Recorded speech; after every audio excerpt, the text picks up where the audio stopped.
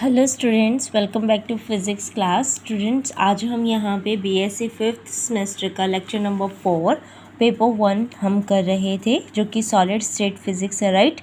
उसके अंदर हमने क्रिस्टलाइन सॉलिड, एमोर्फस सॉलिड और लिक्विड क्रिस्टल जस्ट पढ़ा था कि वो होता क्या है और उसके कितने टाइप है। ठीक है, आज हमें डिस्कस करना है कि कितने टाइप के होते हैं, राइट। तो हेडिंग डाल लीजिए,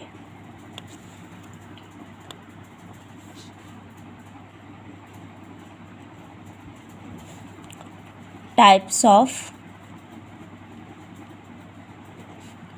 लिक्विड क्रिस्टल। कितने टाइप के, शायद मैंने आपको कल बता दिया था ना। कितने टाइप के होते बेटा? 3 टाइप्स के होते हैं। कौन कौन से? रिपीट करो मेरे साथ अगर आपको ध्यान है तो। कितने टाइप के होते हैं? 3 टाइप्स के होते हैं। कौन कौन से टाइप हैं इसके? Symmetric, very good. सेकंड कौन सा था? कौन सा था? बताओ बताओ। कल बताए थे ना मैंने आपको कितने टाइप्स के होते हैं। तो पहला आपका सिमेट्रिक है। सेकंड कौन सा है? आवाज़ नहीं आई, दोबारा रिपीट करो। Pneumatic, right, pneumatic. And third कौन सा था? मैंने आपको बताया था। थर्ड कौन सा था? कॉलेस्ट्रिक मेसोफेस। ठीक है, लिखिएगा, कॉलेस्ट्रिक मेसोफेस। Very good. ठीक है, ये तीनों हमने क्या कर लिए थे, कल देख लिया था कि हमें ये 3 पढ़ने हैं। ठीक है, तीनों हमने देख लिए थे कि ये हमें करने हैं, राइट। अब इसके अंदर हम एक एक करके चलेंगे। ठीक है, फर्स्ट हेडिंग डाल लीजिए, symmetric face. First heading symmetric face. ठीक है, अब ये क्या होता है पहले इसको जान लेते हैं। ठीक है, इसके फिगर से जानते हैं, फिर इसके बारे में लिख लेंगे। ठीक है, देखो मैंने कल जो आपको करवाया था, एक फिगर अगर आपको ध्यान हो तो मैंने ये कहा था कि इस तरीके से थोड़ा सा अरेंजमेंट करके अगर हम करते हैं तो ये थोड़ा सा क्रिस्टल की फॉर्म में आ जाता है, राइट। इसको टेम्परेचर दिया तो थोड़े मॉलिक्यूल्स थोड़े ऐसे हो जाते हैं। ठीक है, ऐसे हो जाते हैं, जिसको मैंने नाम दे दिया था कि लिक्विड क्रिस्टल।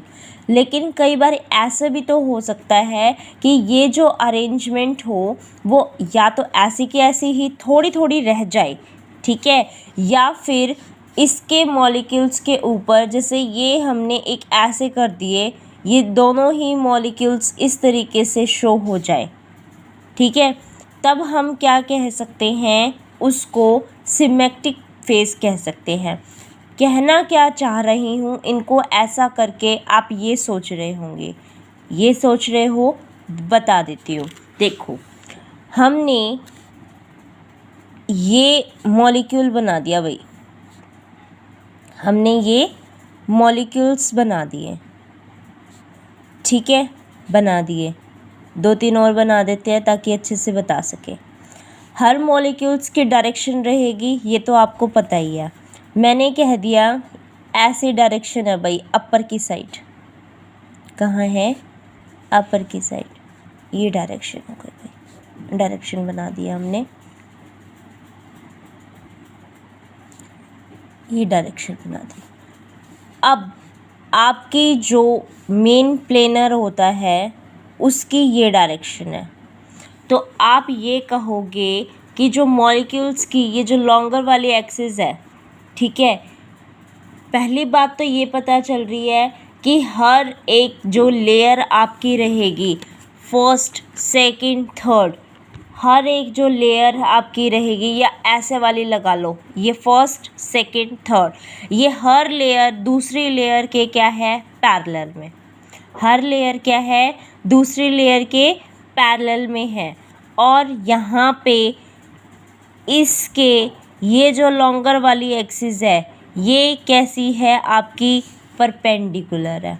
या तो ये फॉर्म बने, या फिर मैंने इस टाइप की बना दी फॉर्म।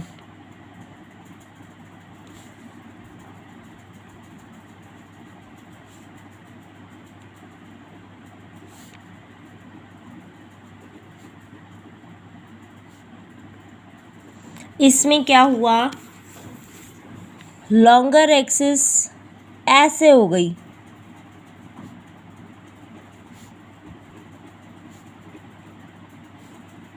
डायरेक्शन दिखा रही हूँ मैं, ये आपको भी बनानी है, अपने जो आप बना रहे हो ना मॉलिक्यूल्स, इनके अंदर इसकी डायरेक्शन बनानी है।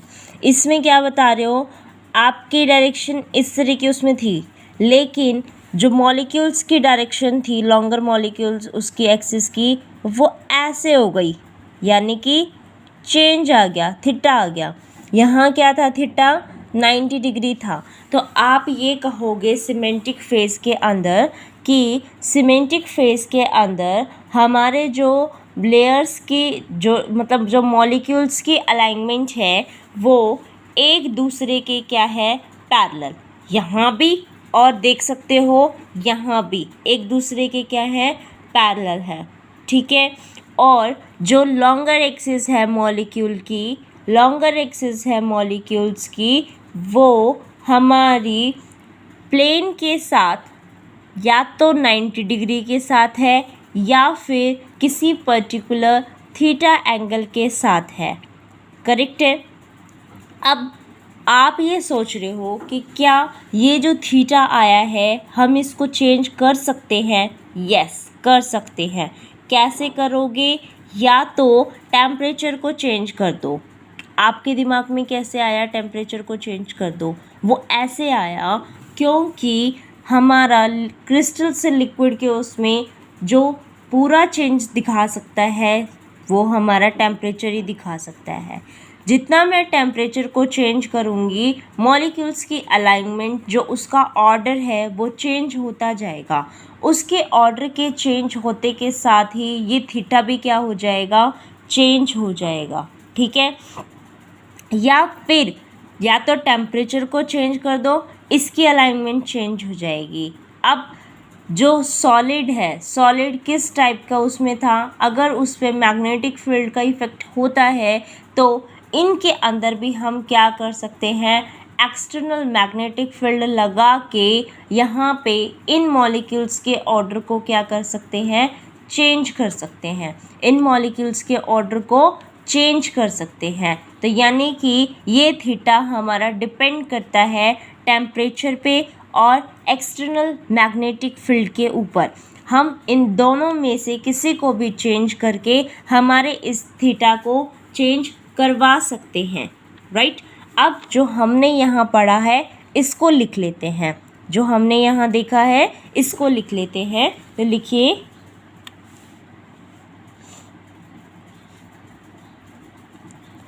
in this phase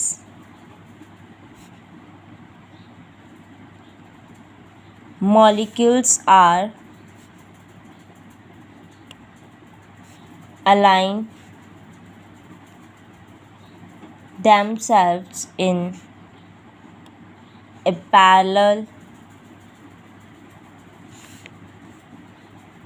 layer which is sliding one relative to the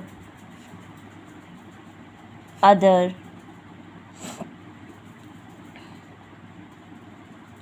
Therefore,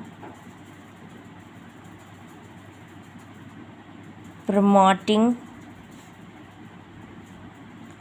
fluidity, क्योंकि वो एक दूसरे के ऊपर है, उसमें है तो वो अपने फ्लूइडिटी यानी कि लिक्विड टाइप को भी शो कर रहा है इसके उस पर, ठीक है। और मैंने क्या बताया था, लॉन्गर एक्सिस प्लेन के साथ जो हमारे हैं वो या तो नॉर्मल है या फिर किसी थीटा एंगल पे हैं। तो ये दोनों चीज़ें लिखो।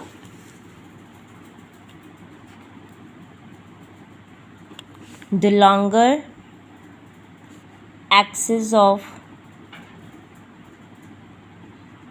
molecules line up either normal to the plane of layers or inclined at an angle theta with the normal to these plane। ये क्या हो जाते हैं आपके सिमेट्रिक फेस हो जाते हैं। और उसके बाद हमने बताया कि ये जो आपका थीटा है ये हमारा किसके ऊपर डिपेंड कर रहा है, टेम्परेचर पे और एक्सटर्नल अप्लाइड मैग्नेटिक फील्ड पे। तो उसको चेंज करके हम इसको चेंज कर सकते हैं क्योंकि वो उस पर डिपेंड कर रहा है, दैट्स वाई। ठीक है, तो आपको लिखना है ये the value of theta depends on the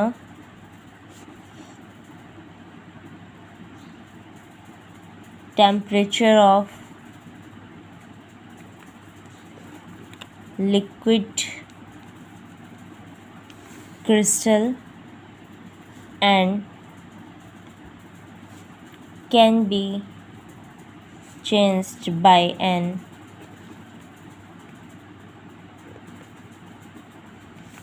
externally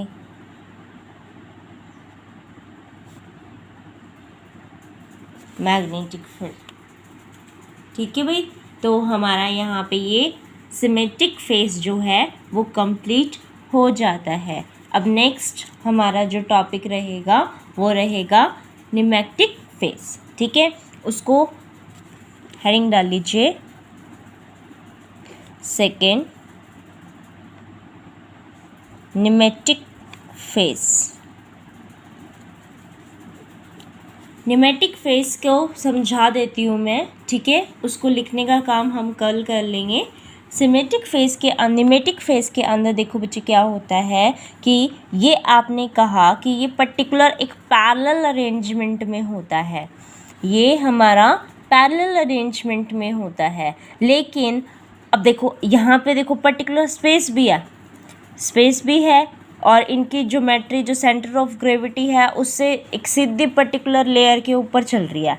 लेकिन अगर मैं इसको रैंडमली एक यहाँ हो गया, एक यहाँ हो गया, एक यहाँ हो गया, एक यहाँ हो गया, इस तरीके से कर दूँ, ठीक है, तो इस टाइप के उसको क्या कहेंगे, न्यूमेटिक मेसोफेस या न्यूमेटिक फेस कहेंगे। यानी कि इसके अंदर जो हमारे मॉलिक्यूल्स जो सेंटर ऑफ ग्रेविटी के कॉरस्पॉन्डिंग जो हमारी लोकेशंस आ रही थी वो हमारी रेगुलर ना हो के इरेगुलर हो जाए तो हम उसको क्या कहेंगे, न्यूमेटिक फेस कहेंगे। करेक्ट, तो इसको हम कल करेंगे। Thank you for watching this video and keep sharing it with your friends. Thank you.